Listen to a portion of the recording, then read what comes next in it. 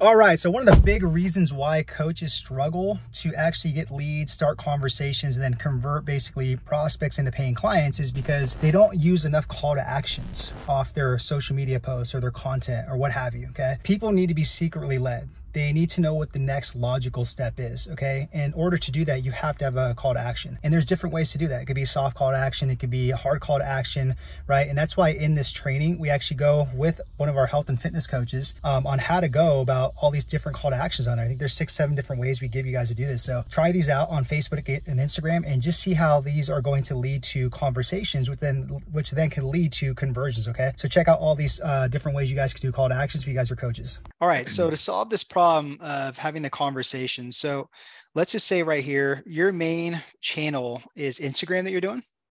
Correct. Okay, gotcha.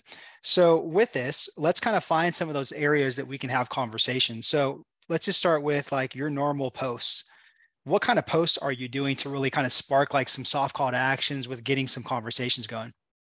Sure. So my biggest posts are Thursday, Friday, Saturday, Sunday. I advertise for my podcast. And so I put like a quote up, a breastfeeding product they recommend. If I've had a 5-star review that week, I'm throwing that up. I'm throwing up reels from within the podcast. Those are those days. And then Monday, Tuesday, Wednesday are more, I'm trying to educate on a tongue tie with my reels. And then also putting quotes about breastfeeding and usually fun facts about tongue ties. Okay. And what are the call to actions that you have at the end of those like posts typically? I don't. Okay. Yeah. So this is going to be really helpful. So it sounds like you're putting out really good content, which is great. Another question I have with the content, because it sounds like you have a good kind of like, array of different content posts, but do you use also like testimonials and social proof as well too to put out there? Yes, I do. I try to put it more like in a carousel Okay. Nice. form when I do it instead of using reels, I guess. Got it. Okay. So what I would do is basically start putting some soft call to actions out there. So with these, right, it could just be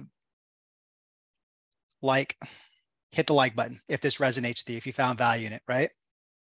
Mm-hmm. Comment the word, right? Whatever you want them to do. Comment the word action, comment the word ready, comment the word, this was awesome, right? All you're trying to get them to do is just do something very easy to comment a word or even hit the like button on there, okay? Then the last one is tag or share. So if this was super valuable for you, then just tag somebody or just do me a favor and share it. Mm-hmm. Okay. Because what these are going to do, Bethany, is these are going to give you what's called a hand raise. So when you get a hand raise like this is like the green light right here for you to be able to be like, okay, I'm going to go into the DMs and be like, hey, thank you so much for commenting on my post. Thanks so much for liking my post. Thanks so much for tagging. Thanks so much for sharing this post, and then let them kind of, comment back. And then you're just playing that game of ping pong, asking them questions around what they're doing right now with their nutrition or their lactation problems or something like that. Yeah. And then Chris, can you just put like the 4 C's up there? Because this all ties into this. And this is a really, crucial framework that we teach in our programs, Bethany. So the 4 C's, right? So the first C, it's going to be content. We are all content creators. We're content machines. We got to sit there and show up and do that daily, whether it's like posts, stories, lives, whatever. Then the next C is a connection, right? That's what we want, out of these pieces of content. We want to just hit like, 1, 2, 3 people. We're not looking to help and serve everyone and have all these people just be like, oh my God, this is an awesome post. So once we get the connection, that's a like, it's a comment. It could be even a story view. That's a green light to go again into the next C, which is start a conversation. And that's we have to sit there and conversate with people because the likelihood of them actually reaching out to us is very slim to none. And then after that conversation, the DM, you're coming off as, genuine, helpful. You're not interrogating them. Then you'll know when it's that time to move that conversation onto a phone call, Zoom call. And that's where the last C comes in, the conversion. Perfect. Yeah. And what you're doing here, Bethany, in these pockets right here, it's again, you're playing that ping pong game, basically just asking questions. We call this sell by text, right? So that is a good kind of framework right there with the 4 C's. But With these call to actions, that's something like you have to be doing at every post, right? It doesn't have to be an aggressive one where it's like, hey, DM me the word if you're ready to go right now, or, you're going to sell them something. There's something soft call to action so that there's a next logical step and they're being secretly led to know what to do. Mm-hmm. No, that makes total sense. Yeah. So if you do something like that, maybe Monday, Wednesday, Friday, on Instagram with like some good call to actions on your posts. The next thing is, it sounds like you're not going live, right? I'm not, no. Okay. I would say go live at least one time a week, because this is a great opportunity to where you could sit there and do another soft call to action, DM them something. Or if you want my, 5, top tips to, lactation nutrition or something like that, right? DM me the word sheet. Tips, something like that. And that again gives you the opportunity to go in there and start a conversation, give them the link to like that PDF, and then continue the conversation to go on. No, it sounds good. So maybe one live per week. The next thing is, how are you doing on your stories on Instagram? I know what you're thinking. You're probably like, dude, come on. I was literally watching this video, watching this interview, and you literally just pop up on the screen and interrupt it.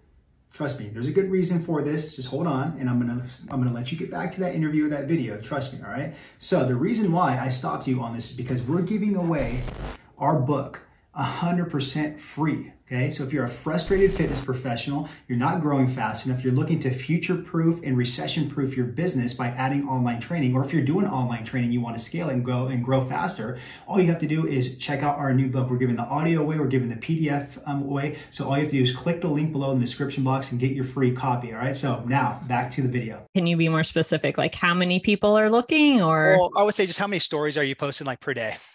Oh, I post anywhere from 4 to 10. I usually try to share like somebody else's story that's in like a different field than me, but like similar relation, right? To try to work on collaborating with them, showing their information to my other people. I usually try to show a few things on my life. So like today you'll see that I made zucchini bread with my kiddos. And so like a little insight into me that I don't really want on my page, as well as whatever I posted today. So today was a podcast day. So there's 3 up of my podcast right now. Okay. And with these stories, are you doing call to actions on those too, or no? No. Okay. See, this is going to help you a lot. Okay, good. So I want you to use the poll feature, right? After you do like something of value, and just ask a question. Was this helpful? For an example, yes or heck yes. Don't ever say no, because nobody's going to even click no anyways.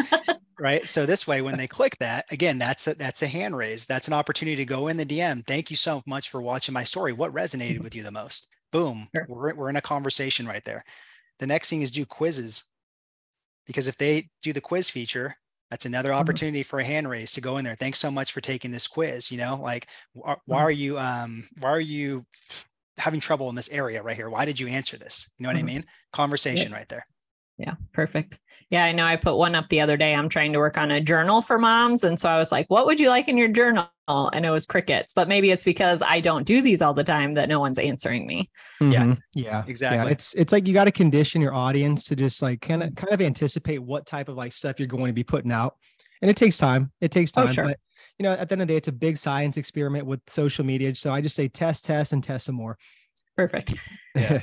So we got basically, one tactic here, 2, 3. The fourth one right here, Bethany, I would say, I don't know if you like this or not, but this is what we teach in the program. And we always kind of tell people, look, people are just not going to come knock on your door until you get to that point where your ship has sailed, the positioning's there, the authority's there, you have a big audience, all that type of stuff. So there's nothing wrong with going and knocking on people's doors to see if they need help in the Instagram world. Okay. So right here, create a system where you're doing like 10 to 20 DMs. Maybe you can do 10 in the morning and then 10 in the evening, and you're just going through hashtags, right? You're commenting on people's stories that are obviously your ideal avatar. Anywhere else, Eric, you can go? Yeah. This is more kind of like just with like psychographics on your avatar. Like, what are their interests? Who do they follow? What kind of brands, do they follow? Where do they shop at? Those are all good places to find, people to, do just cold outreach. But the biggest thing with that too is just like do it in an authentic way, because there's ways where people just randomly throw DMs at you, and it's so sleazy and unethical. But if you actually take the time to just watch their video, read their post, and genuinely leave a comment, and then send another comment in the DMs like, hey, thank you so much for that recent video or post on XYZ. This is why I appreciated it. The chances of them actually replying back and getting a conversation going, and then the other thing is they're going to go to your profile. So it's a form of brand awareness. They're going to go stalk you. If your stuff's on point, it looks good, they like your energy, they like Bethany, then it's like, they're going to hit the follow button. So, that's why I like doing some cold outreach. Yeah, I love that. I feel like maybe you can help me out on this, Coach Eric. But I feel like the biggest barrier I have with moms, or they have private accounts, so I have to like follow them to send them a message. That's where I feel like my stopgap is right now. And I feel like that's why I haven't like pursued it as much unless they like follow me. Yeah. That's the tough part, Bethany. That's like, I call that an uncontrollable, but what you can do still is just still send that message. It's going to go in the requests.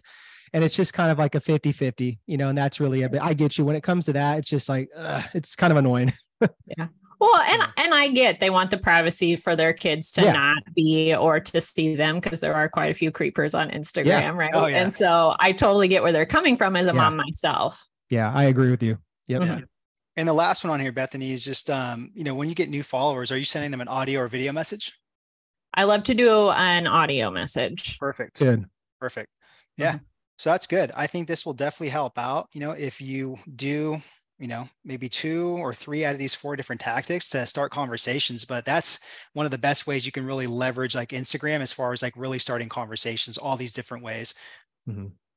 I think that's perfect. Thanks, guys. You're very welcome. So after the little 10-minute coaching session, so what was the biggest takeaway in all this? That I'm not asking people to do anything. Yeah. And the honesty is, I appreciate the honesty, and it's just, most people don't, Bethany, like what we teach. It's you got to be the hunter in this game.